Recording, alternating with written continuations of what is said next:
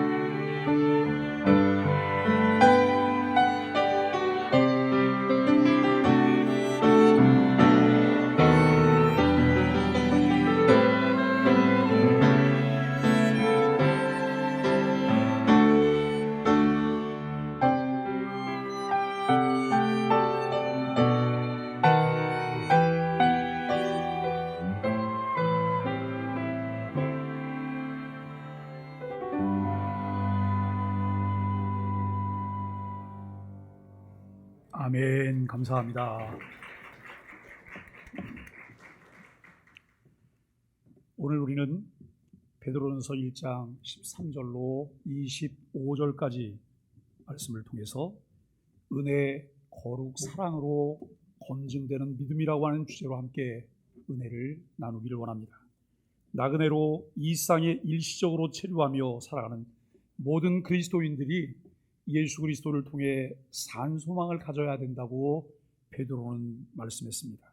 그래야 고난 중에도 크게 기뻐하며 살아가는데 산 소망과 유업 그리고 구원의 확실성이 있기 때문이다라고 이야기합니다. 설레스턴 스노보는 신앙생활이란 우리 몸과 마음의 중심을 끊임없이 하나님께로 돌이키는 것이다라고 이야기합니다. 그렇습니다. 어떤 상황에서도 흔들림 없이 견고하게 세워져 갈 수 있는 방법은 우리의 몸과 마음의 중심 없이 끊임없이 하나님께로 가야 한다라고 하는 말씀이기도 합니다. 우리는 지난 한 주간 특별 새벽 기도회를 통해서 천국 백성의 삶이라고 하는 주제로 산상수훈 중에 6장과 7장, 마태복음 6장과 7장을 묵상하였습니다. 오늘 주신 본문을 통해 그리스도인은 마음의 허리를 동이고 주님의 은혜를 온전히 바라야 한다라고 하는 것을 말씀하고 있습니다. 우리 그리스도인들이 매일 삶에서 되뇌이며 기도해야 할 것이 있습니다. 예수님을 닮아가게 하소서. 예수님을 닮아가게 하소서. 예수님의 인격과 사역을 담고 배우게 하여 주옵소서. 그리스도의 성품을 가진 자가 되게 하여 주옵소서라고 기도해야 합니다. 우리는 끊임없이 넘어지기도 하고 쓰러지기도 하고 또 일어나고 그리고 또 쓰러지고 또 넘어지지만 그러나 또 일으켜지면서 천성을 향해서 가고 있습니다. 구원은 그리스도께서 우리에 베푸신 은혜로 단번에 받았지만 성화는 점진적인 것이죠.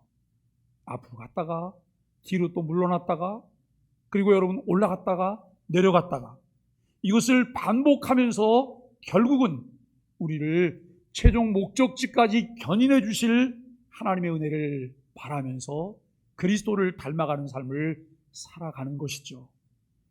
사람의 행위대로 심판하시는 하나님을 두려워하며 그리스도의 보배로운 피로 대속받았음을 알아야 합니다. 또 진리의 순종함으로 영혼이 깨끗하게 되고 형제를 거짓 없이 뜨겁게 사랑해야 한다라고 말씀하고 있습니다. 사도 베드로는 박해를 당하고 있는 소아시아 그리스도인들에게 그들이 어떤 존재인지를 자세히 가르쳐주고 있습니다. 재정적 지원을 하고 피할 길을 알려주고 이 박해는 힘을 기른다고 해서 기르도록 돕고 한다고 해서 이것을 이길 수 있는 것은 아니라는 거예요. 박해는 너무 어려운 과정이지만 내가 얼마나 큰 은혜를 받은 존재인지를 깨닫게 될 때 넉넉히 이길 수 있습니다. 지금 여러분 여기 경기도 화성에 세계가 주목할 만한 새로운 건축물이 하나 좀 생겨지고 있어요. 세계에 이름을 내놓을 만한 건축가들이 거기에 관여해서 일을 해요. 그런데 그분들을 거기에 관련을 시키려고 하면 엄청나게 많은 페이를 지불해야지만 그 일이 가능해요. 그런데 여러분 그 유명한 사람들이 실비를 받고 여기에 관여를 해요. 그 중에 한 유명한 건축가는 이 여행을 하면서 다른 지역으로 가는 중에 한국에 여기서 비행기를 바꿔 타게 됐어요. 그런데 건축물이 올라가는 과정을 사진으로 봤고 이분이 다음 목적지로 여행 가는 것을 포기하셨어요. 그리고 바로 화성으로 날아갔어요. 왜 그랬냐면 그 건물들 위에 세워지는 십자가가 색깔이 건물과 맞지 않기 때문에. 여러분 이것은 장인 정신이에요. 프로 정신이고 전문가 정신이에요. 내게 어떤 손해가 있고 내게 어떤 유익이 있어서가 아니라 내가 가지고 있는 내 이름이 걸려있는 건축물이 만들어질 때 어느 무엇 하나도 사소하게 놓칠 수 없다는 거예요. 그런데 이 화성이 지금 만들어지는 것이 뭐냐면, 여러분, 그곳이 카톨릭이 박해를 받았던 장소예요. 순교자들이 나왔던 장소예요. 그래서 그 순교자들의 성지를 지금 건축하고 있는데, 세계가 주목할 만한 건축물을 만들어내고 있어요. 우리나라에 여러분 1800년대에 기독교가 이제 들어오면서 카톨릭이 들어왔을 때 카톨릭이 엄청난 박해를 받았어요. 1900년대 초에 우리나라에 기독교가 들어오면서 기독교도 많은 박해를 받았어요. 그러나 우리가 받았던 박해와는 비교할 수 없는 1세기 기독교인들이 받았던 박해를 우리는 기억해요. 그런데 이들이 어떻게 그 어려운 박해 과정들을 이겨내면서 믿음의 사람답게 살아갈 수 있었을까라고 하는 거예요. 자신의 안일과 물질적인 풍요로움과 명예를 얻는 것을 선택했다면 그들은 거기에 줄을 서지 않았을 거예요. 단지 주님께로부터 받은 그 구원의 은혜가 너무 크고 놀랍기 때문에 그 은혜를 간직하기 위해서 그들은 박해받는 길을 선택했습니다. 그런데 이 박해를 받는 과정 가운데 그들이 받은 은혜가 얼마나 큰 은혜인지 이것을 깨달아 알기 때문에 이들은 박해를 넉넉히 이길 수 있었다라고 하는 것이죠. 오늘 13절은 그리스도인의 자세를 말해요. 베드로는 하나님의 부르심을 통해 이미 이루어진 구원의 역사와 장차 임할 종말을 근거로 그리스도인들이 어떻게 살아가야 하는지를 설명하고 있습니다. 13절에 보면 바랄지어다라고 하는 말이에요. 바랄지어다. 이 바랄지어다라고 하는 말씀하는 이 말씀은 3절의 산소망과 같은 어원 동사를 사용하고 있어서 소망할지어다로 이해할 수 있어요. 바랄지어다는 엘피사테라고 하는 낱말을 사용하고 있고요. 여기 소망이라고 하는 것은 엘피스라고 하는 낱말을 사용하고 있어요. 그런데 이것이 같은 어원 동사를 사용하고 있는 것이기 때문에 소망할지어다라고 이해할 수 있다는 것이죠. 3절에서 그리스도인들에게 산소망이 있음을 선언하고 4절로 12절에서 그 소망에 대해서 길게 설명한 내용을 우리는 지난주에 살펴보았습니다. 이 소망을 바랄지어다라고 권면하고 있다는 것이죠. 그리스도인들의 시선은 늘 종말의 때에 고정되어 있어야 합니다. 종말의 시선을 고정한 그리스도인들이 취해야 될 것은 두 가지인데요. 하나는 마음의 허리를 동이는 것이고, 고대 사회에서는 통으로 된 옷을 주로 입었기 때문에 허리를 동이는 것은 주로 일을 하려고 할 때의 자세라고 하는 것이죠. 영적으로는 하나님의 명령을 받들고자 힘차게 준비하는 종의 자세를 나타내기도 합니다. 허리를 동이는 것은 어떤 행동을 취하게 하기 위한 자세입니다. 이것은 항상 정신을 차리고 깨어있어 행동을 개시할 수 있는 자세를 말하기도 합니다. 여러분, 기드온이 용사를 모집했어요. 군사를 모집했는데 32,000명이 모였어요. 그런데 하나님께서 너무 많대요. 이 기드온과 함께 싸워야 할 상대는 미디안인데요. 그들의 군사의 수는 10만 명이에요.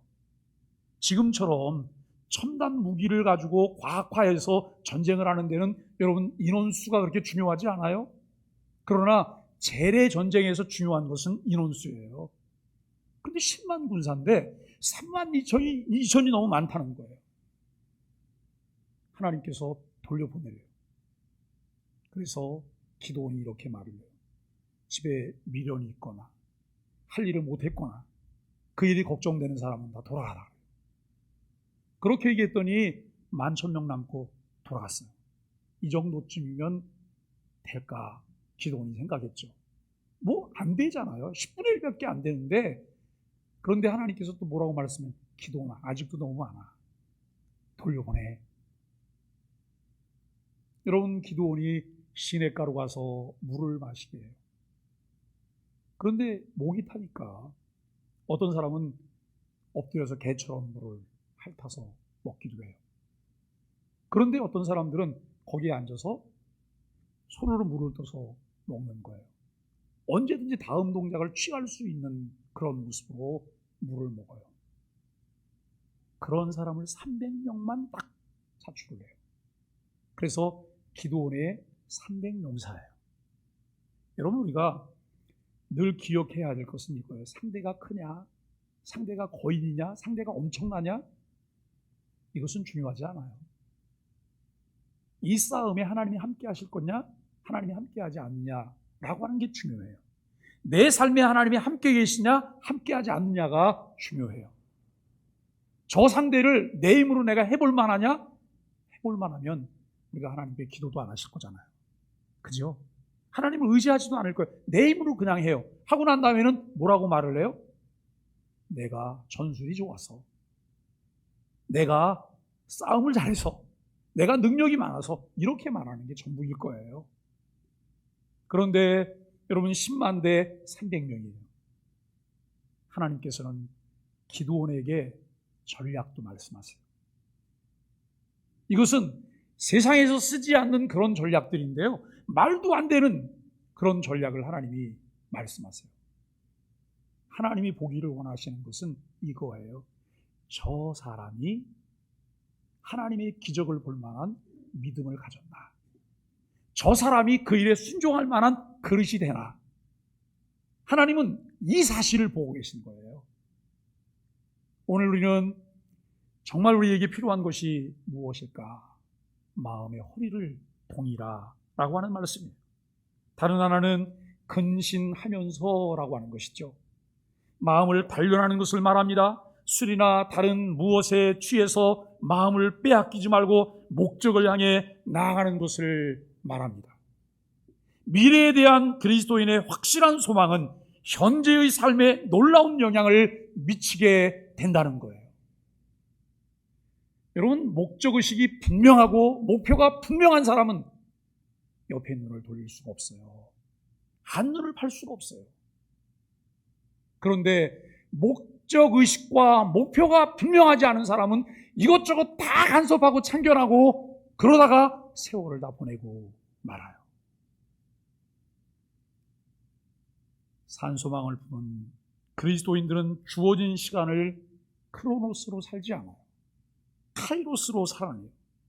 크로노스는 그냥 주어진 시간 그 자체지만, 카이로스는 주어진 시간이 그냥 흘러가지 않도록 의미 있고 가치 있는 믿음의 삶으로 채워지는 것을 말해요. 우리에게 2022년 365일이라고 하는 똑같은 날짜와 똑같은 시간이 우리에게 주어졌어요. 그런데 그 365일 중에 나는 무의미하게 그냥 흘려보낸 시간이 얼마나 될까? 이것을 우리는 크로노스라고 말해요. 그 365일 중에 정말 가치 있고 의미 있게 살아낸 그 시간들이 카이로스예요. 카이로스의 시간을 사용하는 그리스도인들은 방종하거나 쾌락을 추구하면서 경솔하게 살아갈 수가 없어요. 14절로 17절까지는 순종하는 자녀를 말씀하고 있습니다. 베드로는 이미 구원받은 그리스도인들이 하지 말아야 할 것과 해야 할 것을 구분하여 설명하고 있습니다. 그리스도인이 되는 것과 그리스도인이 된 사람에게 요구되는 것은 믿고 순종하는 것인데, 베드로가 순종하는 자녀와 사역을 본받지 말고 모든 행실에 거룩한 자가 되어야 한다라고 말씀을 하고 있어요. 순종하는 자녀가 되라. 제가 지난 주간에 말씀을 드리면서 우리 그 특세 때 우리 그리스도인들은 순종 증후군에 시달리고 있다라고 하는 말씀을 드렸어요. 성경은 믿고 순종이에요. 성경은 믿고 순종. 그런데 이 믿고 순종을 오남용하고 왜곡하고 잘못 사용해서 교인들 마음 가운데 두려움 있게 만들어놨어요. 무슨 말씀이냐면, 말도 안 되는 것을 가르치고 말했는데도 거기에 순종해야 된다는 두려움이 있는 거예요. 마음에 갈등이 있어. 이거는 너무 비상식적이고 말도 안 되는 거고 신앙적인 게 성경적인 게 아니에요. 비신앙적인 거예요. 그럼에도 불구하고 목사가 말했기 때문에 불순종하거나 거역하면 혹시 저주를 받는 게 아니야. 이 증후군에 우리는 시달리고 있다는 거예요. 사랑하는 여러분, 목회자를 위해서 많이 기도해 주세요. 왜냐하면 목회자의 역할이 중요해요. 강단에서 진리가 선포되게 하시고 늘 편안함 속에서 진리를 말하게 해 주옵소서. 이 기도 여러분들이 해주셔야 돼요. 그런데 우리가 여러분 순종해야 되는데 잘 구분하셔야 돼요. 예스인지 노인지, 예스인지 노인지. 그저 노해야 되는 것도 그냥 예스를 했어요. 그리고 무조건 따라가다가 나중에 돌아서 갖고는 뭐라고 막 욕을 해요. 이것은 하나님 영광도 가리고 나도 불편하고 나도 망하는 것이고 교회도 어려워지는 거예요. 여러분, 우리가 비진리가 선포되면 조심스럽게 예의를 갖춰서 그 얘기할 수 없을까요? 목사님, 오늘 이렇게 말씀 전해주셨는데 이 부분은 좀 성경적인 것 같지가 않아요? 이렇게 얘기를 하셔야 되는 거예요. 그러면 그 다음 생각은 목사가 알아서 할 거예요. 그죠? 왜냐하면 아차하거나 아니면 거기에 대해서 다른 또 부연 설명을 할 수도 있겠죠. 우리가 여러분 그러나 강단을 통해서 진리가 선포되어지고 우리들에게 바른 삶이 요구되어진다면 거기에 대해서는 우리는 다른 게 필요치 않잖아요. 성경이 말하는 대로 믿고 순종하는 거예요. 목사를 믿고 순종하는 것이 아니라 주의 말씀을 믿고 순종하는 거예요. 그런데 우리가 여러분 성경을 곡해하지 마세요. 성경에 관한 설교를 할 때 전체를 이렇게 말하게 되는 거예요. 전체를. 왜 그 문장을 사용하게 되는지, 그 문장이 뭘 의미하는지에 대해서 우리가 이해하지 못하면 때로는 마음이 불편해질 수도 있다는 거예요. 오늘 우리는 순종하는 자녀가 되라, 사욕을 본받지 말고 모든 행실에 거룩한 자가 되어야 한다라고 말씀하고 있습니다. 사욕은 복음을 알지 못했던 이전의 모습으로 따랐던 것이죠. 그런데 이제는 복음으로 부르심을 받은 하나님의 자녀가 되었기 때문에 그들을 자녀로 부르신 분의 뜻을 따라 행해야 한다는 것입니다. 그리스도인들을 향한 하나님의 뜻이 거룩함이라는 사실을 베드로는 다시 한번 더 상기시키고 있습니다. 그것은 구약과 신약 시대에 동일하게 나타나는 하나님의 뜻입니다. 그리스도인들이 거룩한 자가 되어야 하는 이유는 그들을 부르신 하나님이 거룩하신 분이기 때문이죠. 하나님은 아버지이실 뿐만 아니라 심판자이세요. 양면성을 가지고 계신 거예요. 하나님은 모든 사람을 행위대로 심판하시는데 이는 종말론적 심판이라고 우리는 말을 해요. 베드로는 미래의 종말론적 심판을 생각하며 현재 나그네로 있을 때 두려움으로 지내라고 권면합니다.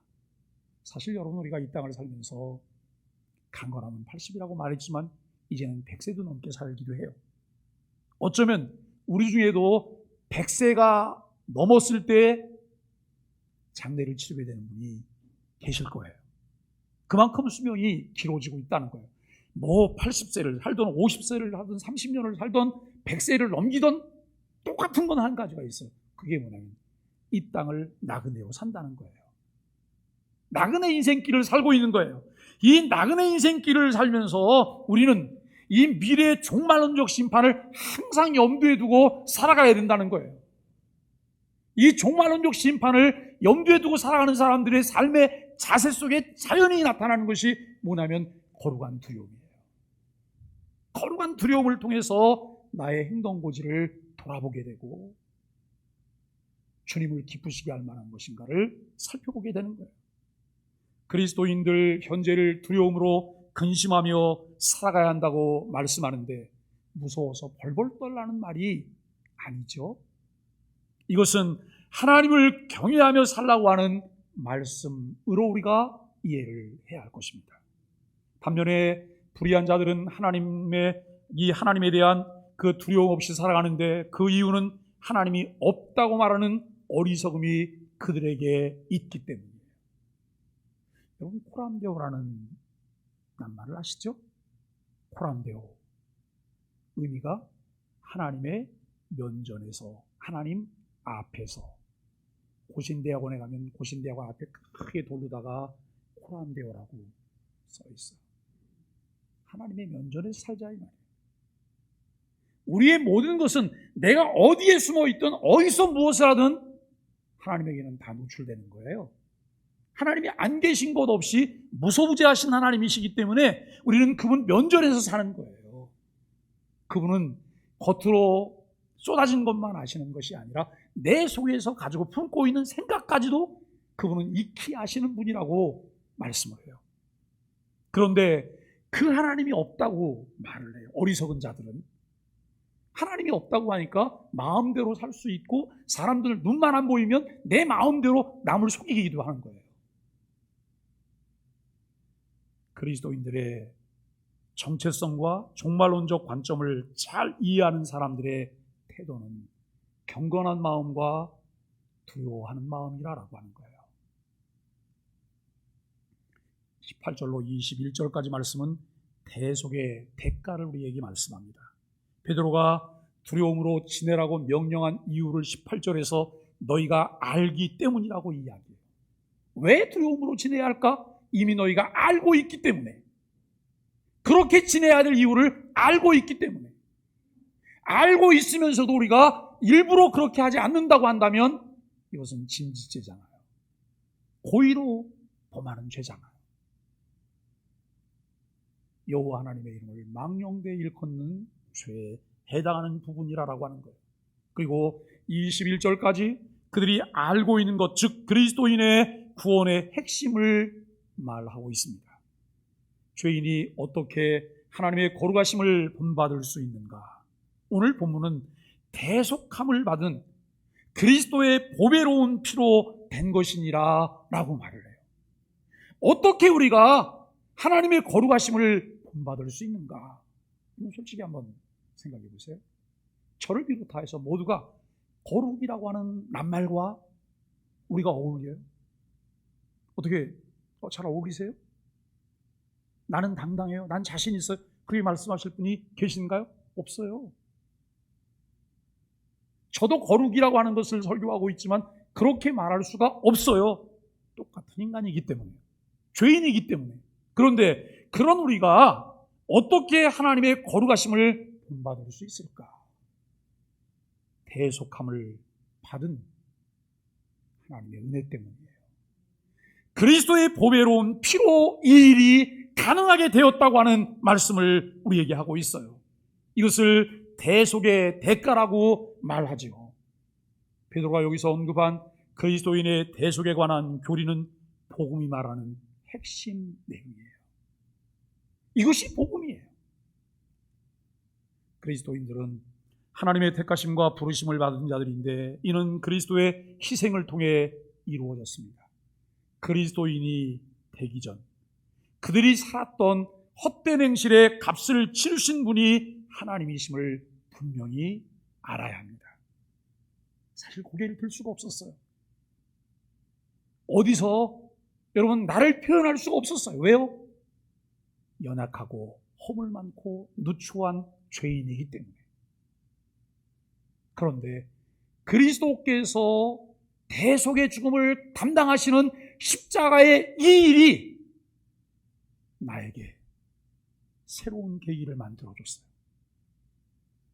전에는 죄인이었는데 그리스도 예수께서 내 죄를 대신 담당하셨고 나에게 그것을 믿을 수 있는 은혜를 주셔서 믿음으로 고백했기 때문에 이제는 그것이 전에는이고 이제는 내가 새 사람이 된 것입니다. 새 사람이 되었기 때문에 거룩함이라고 하는 말을 할 수 있게 되었어요. 왜냐하면 예수 그리스도의 흘리신 보혈이 나를 덮어주셨고 나를 거룩하게 만들었기 때문에 우리는 그리스도 이름으로 내가 거룩한 자가 되었음을 말하게 돼요. 여러분, 예수 그리스도를 주로 믿고 구원받은 하나님의 자녀이신가요? 그렇다면 우리의 자존감의 시작은 거기서 시작되는 거예요. 거기서. 내 환경, 내 신분, 내가 가지고 있는 재산의 유무, 내 명예의 유무, 내 권세의 유무, 그리고 집안 배경, 이게 자존감을 만들어주는 것이 아닙니다. 그리스도가 나를 위해 십자가에 죽어주셨고, 그리스도께서 그의 죽음을 대가로 해서 나를 사신, 나는 외아들이신 예수 그리스도와 바꿔낸 존귀한 자라고 하는 사실이 믿어질 때 자존감이 시작되어지는 거예요. 여기에서 우리 자존감이 나오는 거예요. 여러분, 어깨를 펴셔야 돼요. 위축되지 마셔야 돼요. 삶이 좀 어렵다고요? 곤고하다고요?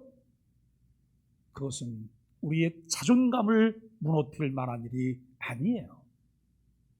내 신분과 내 정체성을 분명히 이해할 때 우리는 그와 같은 것들이 가능해집니다.